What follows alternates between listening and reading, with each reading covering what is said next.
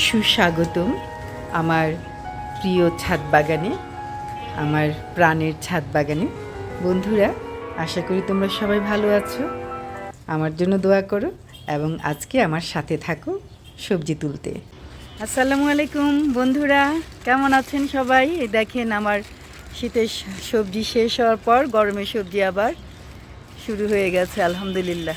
এভাবেই যদি আমরা প্ল্যান করে গাছ রোপণ করি, চারাগুলো তৈরি করে ফেলি, তাহলে একটা সবজি শেষ হতে হতেই কিন্তু আরেকটা সবজি চলে আসে।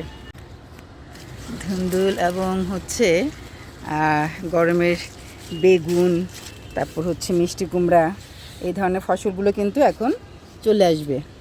এখান থেকে একটা পারলাম, আর একটা এখানে ঝুলছে দেখতে পাচ্ছি, ওই যে দেখো, এটা জায়ান্ট ধুন্দুল আর এটা সিল্ক ধুন্দুল। দুইটা ধুন্দুল কিন্তু দুই রকমের। এটাকে আর বড় হওয়ার জন্য রাখবো না, এখনই পেরে নিব।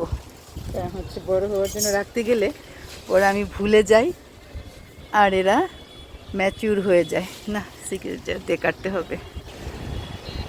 এই যে পেরে নিলাম কষ্ট করে দুটা ধুন্দুল হয়ে গেল, মাশাআল্লাহ, আলহামদুলিল্লাহ।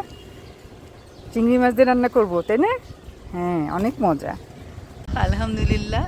আর একটা গাছে দেখতে পেলাম আজকে 3টা ধুন্দুল হয়ে গেল, মাশাআল্লাহ, আলহামদুলিল্লাহ। এখন এটা পেরে নিচ্ছি।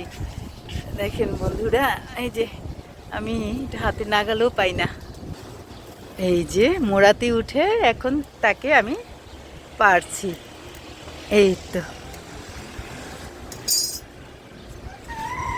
একটু কেটে নিয়ে এখন একটু পেঁচায় টান দিলি, এই তো হাতে চলে আসলো, মাশাআল্লাহ, মাশাআল্লাহ, আলহামদুলিল্লাহ।